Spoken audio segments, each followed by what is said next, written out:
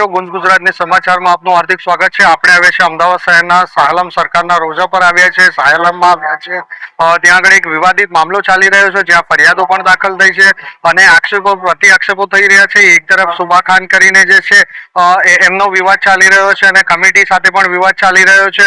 તો શું છે આખો વિવાદ અને શું છે આખો મામલો, તેના માટે વધુ વિગત માટે વાત કરીશું હઝરત સાહલમ રોજા ट्रस्टના કમિટીથી। जीएच खान रिटायर्ड डीवाईएसपी और हुक्म बोर्ड तरफ से सालम दरगाह का वहीवटदार और मेरे साथ में दो मददनीश में है। फारूक भाई अभी बैठे हुए हैं और एक पप्पू कादरी है। यहाँ का वहीवट और निजाम देखने के लिए मेरे को रोज आता हूँ और सारा वहीवट संभालता हूँ। मेरे साथ में वहीवटदार मददनीश वहीवटदार जो फारूक भाई है, सारी बाबत जो इससे पहले जो बवाल हुई थी उसके बारे में और अभी तक का जो निजाम पहले हो चुका है उसके बारे में सारी बातें आपको बताएंगे। कितना टाइम हुआ आपको अपॉइंट?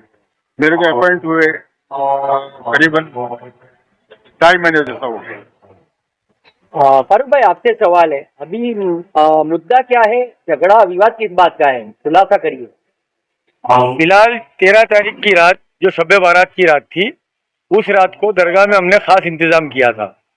दरगाह में हमारे मैनेजर है मुबीन भाई बुखारी, जो दरगाह का पूरा डे टू डे सुबह 11 से रात को 11 तक पूरा निजाम संभालते हैं। उस रात स्पेशली जायरीन लोग दरगाह में नवाफिल पढ़ने के लिए आते हैं।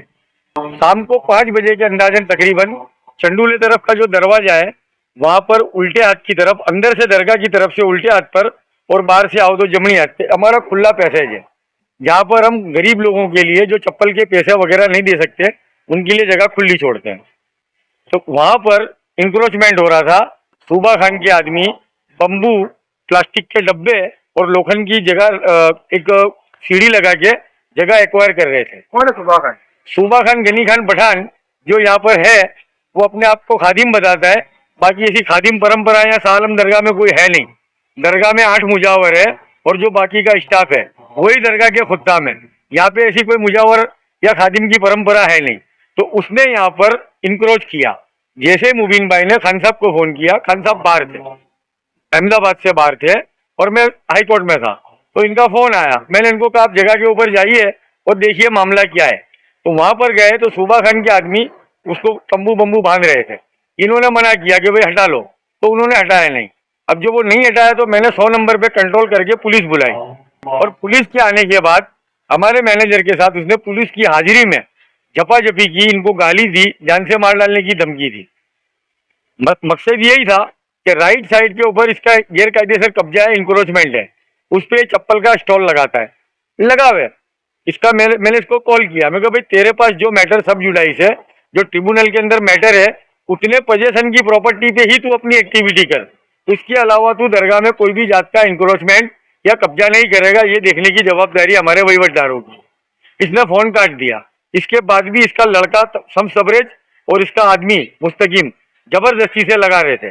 मेन मकसद और मेन मामला ये है, हम चाहते हैं कि गरीब लोग फ्री में चप्पल उपयोग करें और ये चाहता है कि नहीं उन गरीबों से भी पैसा वसूला जाए। तो आमतौर पर तो खादिम को तो खिदमत गुजार कहा जाता है और ये खिदमत की जगह पे पैसा लेते हैं, तो यहाँ का आप लोगों का विरोध है कि ये पैसा नहीं लेना है। देखो मैं आपको फिर क्लियर कर दूं, खिदमतगार, खिदमत गुजार, खादिम जो भी है वो सालम बाबा का दरगाह स्टाफ है। ये कोई दरगाह स्टाफ का मेंबर नहीं है। ये यहाँ पर दरगाह की तरफ से किया हुआ अधिकृत व्यक्ति नहीं है। और हमारा इंटेंस यही है कि पूरी दरगाह में जहाँ कहीं भी पानी की बर्फ, चप्पल, जायरीनों का सेट या जो भी चीजें हैं वो सारी चीजें हम फ्री में देना चाहते हैं। आप पे ये भी आक्षेप है कि 1 लाख रुपये, 21,000 रुपये 2-3 बार आपने मांगनी की है। पैसे की मांगनी कहाँ है, इसमें हमारे पास पहुंच है। मैं आपको एक एक पहुंच बता सकता हूँ, एक एक पहुंच है मेरे पास, उसमें सब लिखा हुआ है। इससे हमने 4 मरतबा पेमेंट लिया है, 3 मरतबा चेक से पेमेंट लिया है और 1 मरतबा रोकड़ा पेमेंट लिया है। अब वो पेमेंट क्या लिया है वो आपको मैं बताता हूँ। यहाँ पर सालम उर्स के दरमियान स्टॉल लगाए जाते हैं और ये स्टॉल लगाने की जवाबदारी दरगाह इंतजाम की होती है वहीवटदारों की। मगर हमारा पहला साल था और बहुत शॉर्ट टाइम था, तो वहीवटी कारणों सर हमने यहाँ पे स्टॉल लगाने के सब कॉन्ट्रैक्ट दिए जो कॉन्ट्रैक्ट नहीं कहेंगे, हमने कहा भाई इनकी व्यवस्था करो और इसका जो पैसा आता है वो दरगाह के गले में देना है। तो उसके भाग में इसको 1,30,000 का इसने एक चेक दिया है SBI बैंक का, जिसकी तारीख 31/12 है। उसके बाद दरगाह के अंदर भेंट सौगात और चद्दर के लिए 1,21,786 का चेक दिया है। वो चेक की भी हमने इसको पहुंच दी है। उसके बाद इस तरफ पश्चिम का दरवाजा है जो सालम रसूलाबाद की तरफ है, वहां पर चप्पल लगाई जाती है, चप्पल का स्टॉल लगता है। तो इसका ये था कि भाई वो चप्पल का कॉन्ट्रैक्ट मुझे दो, तो 21,000 रुपये इसने हमको वो भी चेक से दिए। इसने उसमें हमारे साथ चीटिंग की है। 1,21,000 रुपये ये उघरा के ले गया और हमको हिसाब बता के 21,000 का चेक दे गया। अब दूसरा जो ये रोकड़े पैसे का बोलता है, तो वो लेफ्ट साइड चंदूले तरफ की जो दरगाह का भाग है वहां पे भी इसका स्टॉल लगता है। उसने इसके 21,500 रोकड़े दिए जो मेरा कजिन उमर नागौरी इसके वहां जाकर लेके आया था, जो इसने हमको दिए। और बजाफ्ता उसकी हमने इसको पहुंच नंबर 4 दी है, जो इसमें पहुंच में लिखा हुआ है कि ये 21,500 रोकड़े उमर भाई नागौरी के द्वारा भेजे गए हैं। अब इसको ये मेलाफाइड इंटेंट से इसका कुछ भी उपयोग करता है तो फिर ये देखने वाली बात है, तपास का विषय। खास करके एक वीडियो आपने वायरल किया है कि यहाँ पे बैठ के वो नशा वगैरह सुबह मियाँ करते हैं, तो उसमें कितना सच्चाई है? ये काफी वर्षों से ये आक्षेप होते हैं और ये आक्षेप की सच्चाई ये है कि ये वीडियो है, ये किसी जायरीन ने उतारा है। ये कब्रिस्तान के अंदर लेफ्ट साइड के ऊपर कोने में इसने एक चबूतरी बनाई है, जहाँ पर ये खुद भी बैठता है, चरस पीता है और चरसियों को बेगी भी करता है। तो इसका ये इंटेंस है, तकलीफ इसको ये दुख रहा है सिर और पेट रहा है, पेट कूट रहा है। हकीकत में दरगाह में 48 कैमरे चालू हो गए। इसकी ऑफिस में अनऑफिशियली लोग आते जाते हैं, जो टेररिस्ट टाइप के लोग भी हो सकते हैं। कहाँ से आते हैं अल्लाह जाने, वो पता नहीं। ये रात को देर रात को इसकी ऑफिस में लड़कियां बुलाता है। बराबर मेरे जायरीन है, मेरे अकीदतमंद है, तेरे बाप की अकीदतमंद है, सालम बाबा की अकीदतमंद है। और अकीदतमंदों को आने का एक वक्त है जो 10:30 बजे दरबार बंद हो जाता है। उसके बाद किसी अकीदतमंद को दरगाह में आने का इजाजत नहीं है, ये रेगुलर प्रोटोकॉल है। तकलीफ ये है, दरगाह में 48 कैमरे। हाँ, CCTV कैमरे में ये मतलब है कि आज से 2 साल पहले इसने 2 कैमरे तोड़ दिए। इसके ऊपर जो अभी हमने वो कैमरे फिर से लगा दिए, वो कैमरे अभी भी लटके हुए टूटे हुए कैमरे। ये दादागिरी करता है, बलजबरी करता है, किसी को दरगाह में कैमरे नहीं लगाने देता। इसने एक चीज क्या की, हम लोगों ने राइट साइड के ऊपर हौज के पीछे लेडीज हौज के बाजू में एक पुराना शेड था जो झाड़ गिरने की वजह से गिर गया था, तो हमने उसको फिर से खड़ा किया। लंगर खाने का शेड था, ताकि जायरीन और दरगाह में आने वाले लोग जो गरीब है, या गरीबों के अलावा जरूरी नहीं है कि लंगर गरीब खाते हैं। अकबर बादशाह और औरंगजेब बादशाह दरबारों में जाते थे और लाइन में खड़े रह के लंगर खाते थे, तो हमने वो लंगर का शेड बनाया। इसने हमारे खिलाफ आर्कोलॉजी में अर्जी की। ये चाहता है यहाँ पर इससे दब के रहो, इसकी मेली मुरादें पूरी होने दो, नहीं तो ये दरगाह में कोई भी काम करने देता नहीं है। दरगाह का रिपेयरिंग काम भी ये नहीं करने देता, फौरन आर्कोलॉजी में अर्जी करता है ये। जब एंट्री हुई थी तब आप लोग कहाँ सोए हुए थे जब इनकी एंट्री दरगाह में हुई? और यहाँ अनधिकृत है, अनऑफिशियल है, तो इन्हें इतना हटाया क्यों नहीं? देखो, ये 2015 का मामला है। हमारी अपॉइंटमेंट हुए को अभी 2.5 महीने हुए। हमारे दरगाह में एंटर होने के बाद इसकी जितनी भी असामाजिक प्रवृत्ति थी, जो भी ये बड़जबरी से पैसे उगराता था, हर चीज का खुलासा सोशल मीडिया में हमारे आने से पहले इसके खिलाफ वायरल हो चुका है। ये बापू लोगों से पैसे लेता है, महिलाओं की वीडियो है, काफी सारे वीडियो लोगों ने वायरल किए इसके खिलाफ। हमारे इसका विरोध करने की जरूरत नहीं है, जो दिख रहा है वो लोग खुद इसके खिलाफ वायरल कर रहे हैं, और ये सालम की आवाम खड़ी है, आप इनसे पूछ सकते हो।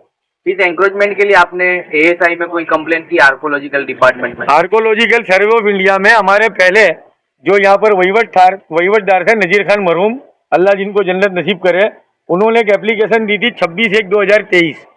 वो एप्लीकेशन ये रही जिसमें लिखित फरियाद है इसके खिलाफ कि दरगाह में ये इंक्रोचमेंट करता है, बलजबरी पूर्वक इसने कब्जा किया हुआ है। इसमें उस वक्त के पुलिस स्टेशन के जो भी इंचार्ज रहे होंगे, थाना अधिकारी रहे होंगे, उन्होंने कोई एक्शन लिया नहीं लिया है, उसकी मैंने RTI कल की है। अब ये जो बताता है कि अपने आप को दरगाह के अंदर कि मैं भाड़वात हूँ, तो ये मूसा मियाँ का 2005 का एग्रीमेंट है, ठीक है। इसमें डेट लिखी है 5 दिसंबर 2000। दरगाह, मस्जिद, कब्र और किसी भी ट्रस्ट की प्रॉपर्टी के अंदर कायमी भाड़वात नहीं होते। इसका लीव एंड लाइसेंस 11 महीने 29 दिन का होता है। ये इसका 11 महीने 29 दिन का लीव एंड लाइसेंस पूरा हो गया है, उसके बाद भी इसने बड़जबरी से, दादागिरी से दरगाह में एनक्रोचमेंट किया हुआ है, कब्जा लिया हुआ है, जिसका केस गुजरात राज्य वक्फ ट्रिब्यूनल में चल रहा है, जिसकी हियरिंग अभी नेक्स्ट मंथ होने वाली है। तो हमने कायदेसर जो भी सरकारी हर सरकारी कचहरियों में इसके खिलाफ पुरावे देने थे कि ये गैर कायदेसर इंक्रोचमेंट करता है, वो सारा हमने दिया हुआ है। और इंशाअल्लाह जब तक हमारी खिदमत है सालम बाबा के दरबार में, जब तक सालम बाबा हमको खिदमत गुजारी यहाँ चाहेंगे, हम इसका यहाँ पर किसी भी तरह का गैर कायदेसर इंक्रोचमेंट या इसको पैसा उगराना नहीं देंगे। बीजेपी का कार्यकर्ता बताया जाता सुबह खान को, क्या कहोगे? ये तो मिस कॉल कार्यकर्ता है, ऐसे मिस कॉल कार्यकर्ता तो कोई भी मिस कॉल मार के बन जाता है। ये कार्यकर्ता है नहीं है, ये तो चकासनी हमारे करने की है। और इसके खिलाफ हमने शहर प्रमुख को, मैंने कल उनकी वॉल पे एक मैसेज डाला है कि ये यहाँ पर चंडूला तालाब के अंदर ड्रग, वेपन, करेंसी, ये बंगाली रोहिंग्या, जो बंगाल के बांग्लादेशी और बंगाली गुजराती में फर्क है। बांग्लादेशी जो है वो गुजरात के बंगाली है, जो बंगाल है वो भारतीय नागरिक है। ये घुसपैठिया है। ये घुसपैठिया नहीं, ये घुसपैठियों को लाता है और ये ह्यूमन ट्रैफिकिंग भी करता है। ये इसकी आड़ में बांग्लादेश से रोहिंग्या लड़कियां लाता है, यहाँ पे चंडूले में रखता है, उनको जरूरत से ज्यादा हार्मोन्स के इंजेक्शन मार के उनको जरूरत से पहले वैक्स बनाता है, फिर इनको थाईलैंड और उस तरफ जो ऐसे जो देश है जहाँ सेक्स फ्री अपील्स वगैरह चलती है वहाँ ये सप्लाई करता है। तो ये बहुत सी चीजें हमारे मद्देनजर है, उसकी तपास चालू है। इंशाअल्लाह सालम बाबा ने चाहा तो ये सारी चीजें ओपन होगी। और आप ये भी भाजपा के एक्टिव कार्यकर्ता हो, हाँ, कैसा आपसे बीजेपी में आप एक्टिव हो? मैं भारतीय जनता पार्टी का ऑफिस बैनर हूँ। मैं गुजरात राज्य लघुमती मोर्चा जो है भारतीय जनता पार्टी का, उसका मैं कारोबारी सभ्य हूँ और मेरी मातृ संस्था है भारतीय जनता पार्टी। ऐसे कोई भी सड़क छाप मिस कॉल मारने वाले भारतीय जनता पार्टी के कार्यकर्ता बन के पार्टी का दुरुपयोग नहीं कर सकते। भारतीय जनता पार्टी की मूलभूत सिद्धांत और मूलभूत विचारधारा के ये बिल्कुल विपरीत आदमी है। फारूक कंसारा भारतीय जनता पार्टी का कार्यकर्ता है, मेरा वालिद भी भारतीय जनता पार्टी का कार्यकर्ता है, मेरा छोटा भाई भी भाजपा का कार्यकर्ता है, मेरे बच्चे भी भारतीय जनता पार्टी के कार्यकर्ता है। इसके खानदान में कौन कार्यकर्ता है बताओ? ये झूठा आदमी है, ये प्रोटेक्ट होने आया है। शाह आलम के लोगों को डरा धमका के भारतीय जनता पार्टी का नाम लेके उनको डराने आया है। ये भारतीय जनता पार्टी ऐसे लोगों को सपोर्ट नहीं करती। अभी पिछले उर्स के मौके पर देखा गया कि हज कमेटी के चेयरमैन को बुलाया गया था, चदर चढ़ाई, उनके हाथों से नियाज भी बांटी गई। तो उसको कैसे देखते हो? फिर अगर ये भारतीय जनता पार्टी में कार्यकर्ता नहीं है, होद्देदार नहीं, तो उनके कहने पे लोग आते कैसे हैं? देखिए ये पब्लिक डोमेन है। शाह आलम सरकार दरगाह जो है वो पूरे गुजरात के लिए शहंशाह गुजरात हम सभी है मुस्तफा है, ये आस्था का बहुत बड़ा केंद्र है। इकबाल भाई सैयद हमारे शहर प्रमुख है और गुजरात राज्य वक्फ बोर्ड हज कमेटी के चेयरमैन है, तो उनको कोई भी इनवाइट कर सकता है। ऐसा जरूरी नहीं है कि इसने इनवाइट किया तो इसके कहने पे आए। दरगाह ने इनवाइट किया, दरगाह में भी आए। हम लोगों ने दरगाह से काफी लोगों को इनवाइट किया था, भाजपा के नेता हो चाहे किसी भी पक्ष के नेता हो। ये पब्लिक डोमेन है, ये जाहिर सेक्टर है, जाहिर जगह है। तो ऐसा जरूरी नहीं है कि इसके बुलाने से आए, कोई भी बुला सकता है और कोई भी आ सकता है। लीगल फाइट अब किस तरह की रहेगी सुबह खान की आप लोगों की? लीगल फाइट में यही मेन मुद्दा है कि ये यहाँ पर अनधिकृत कब्जेदार है। इसके पास लीव एंड लाइसेंस जो था वो पूरा हो गया है और वक्फ एक्ट के मुताबिक लीव एंड लाइसेंस 11 महीने 29 दिन का होता है। इसने जहाँ तक हमको ऐसा पता चला है कि इसने मूसा मियाँ बाबा की गलत सिग्नेचर की हुई है, तो वो कोर्ट की जुडिशरी मैटर है। हम कोर्ट के ध्यान पे लाएंगे कि भाई अगर ऐसा कुछ हुआ है तो उसकी फॉरेंसिक तपास हो, उन सारी एविडेंस की FSL हो, साइन एक्सपर्ट के पास वो चीज जाए और उसकी चकासनी हो कि ये खरी है या खोटी है। हमको इसके आगे का इल्म नहीं है, पर हमारे और ये लीव एंड लाइसेंस में मूसा मियाँ की सिग्नेचर नहीं है, इसमें साक्षी है और सूबा खान है। हो सकता है कि ये डॉक्यूमेंट भी इसने बनाया हो, मतलब फेक है। ये फेक हो सकता है। मूसा मियाँ साहब की इसमें सिग्नेचर नहीं है, आप देख सकते हो, इसमें इसकी सही है और साक्षी की सही है। तो हो सकता है कि ये भी एक पुरावा खड़ा किया है। ये भी रेंट एग्रीमेंट, ये रेंट एग्रीमेंट है, लीज एग्रीमेंट है जो इसने बनाया है, इसमें मूसा मियाँ की सही नहीं है। तो हो सकता है कि पुरावे के साथ छेड़ा किया गया है, खोटा पुरावा खड़ा किया गया है। ये तपास का विषय है, ये हम वक्फ ट्रिब्यूनल के ध्यान पे लाएंगे। ये सारे डॉक्यूमेंट की चकासनी होगी। और सबसे बड़ी बात कि इसको आर्कोलॉजिकल सर्वे ऑफ इंडिया ने एक नोटिस दी है 19 जुलाई 2024 को कि तुमने दरगाह के अंदर अनधिकृत बांधकाम किया हुआ है। ये नेशनल मॉन्यूमेंट है, grade 1 archaeological survey of India का ग्रेड 1 मॉन्यूमेंट है ये। इसमें इसने गैरकायदे सर अवैध कब्जा किया, ये देख सकते हैं आप। आखिरी सवाल ये रहता है कि ये जो विवाद है उसका अंत किस तरह आएगा फारूक भाई? इसका अंत आएगा सच्चाई पे, सत्यमेव जयते। ये सारे एविडेंस खड़े किए। अब सबसे बड़ी बात है, अपने मन मियाँ मिट्ठू, ये सारा तपास का विषय है और सालम सरकार खुद हम सब ये मुस्तफा बैठे हैं। अब इनसे दुआ करेंगे, जो गलत है उसको गारत कर दो और जो सच्चा है उसको कायम रखो।